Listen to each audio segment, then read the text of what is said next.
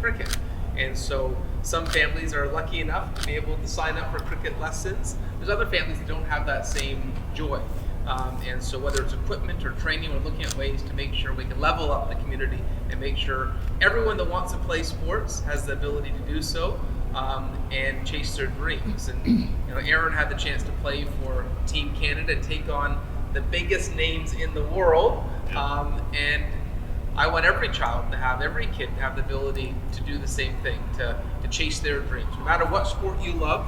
But today it's about cricket, and the timing is very appropriate because we're hosting the GT20 right now, and of course we're cheering for you, Aaron, on the Brampton Wolves. And we're joined today also by Karen, whose family is behind the GT20, bringing professional cricket to Canada. And so as part of this 2-week tournament, we have a number of cricket-orientated events across the GTA, particularly in Brampton.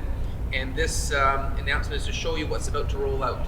We're going to be working with groups across the city to make sure that everyone can have the ability to play cricket. Groups like the Boys and Girls Club, amongst others, are going to work with us and the Taverners to make cricket accessible for everyone.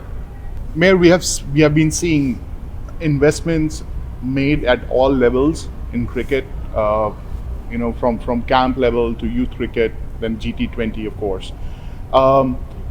We have seen cricketing nations who have actually made a mark, have all the different levels of cricket which are very competitive. Do you see, apart from a league like GT20, which is of course gaining so much recognition around the world, leagues at all age level, not only at city level, but going to provincial and country level as well? Yeah, I think that's starting. There's the building blocks there in Canada.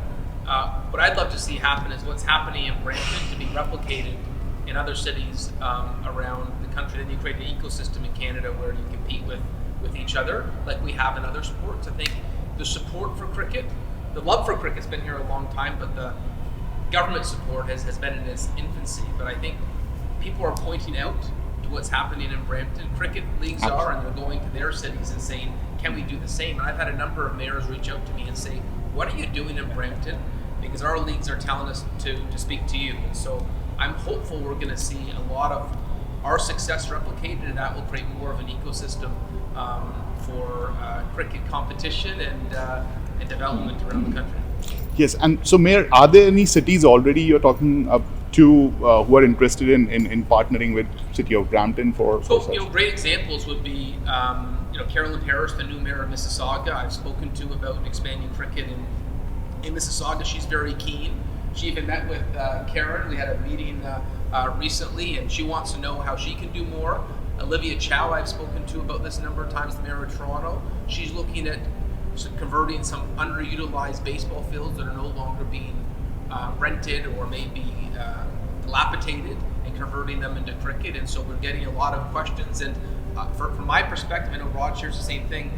We just want to see the sport grow, and we'll help any other city replicate the Brampton model. Thank you, Mayor.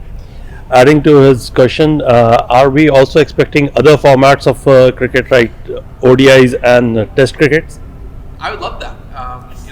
And frankly, one of the big visions we have, the stadium we're building, and I know it's a 4-year construction timetable to build something the stature that we're building, and it will be breathtaking. But once it's built, those 4 years will go by quickly. I think we'll have a real opportunity to host some very special test matches, friendly matches. You look at the success that the UAE has had in hosting matches. Why can't Canada have that opportunity?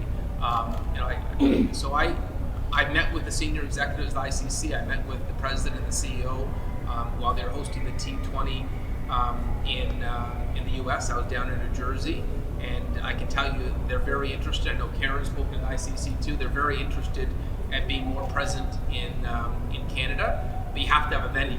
You have to have a venue that's up to snuff, and that's what we're doing. A round of applause to a great friend of the city of Brampton. Thank you so much, and thank you so much to the Mayor of Brampton, and also to the GT20, and also to Becky to flying out for the Lord Taverners. And being a British Consul General over here, I'm representing all of my country to all of Ontario, and that includes Brampton. And cricket is a sport that's very dear to me. My own heritage is from South Asia, which is where my grandfather came from, and so हम कहते हैं कि cricket हमारे खून में and so when I came out here, can I speak a little bit of Urdu, Hindi, guys?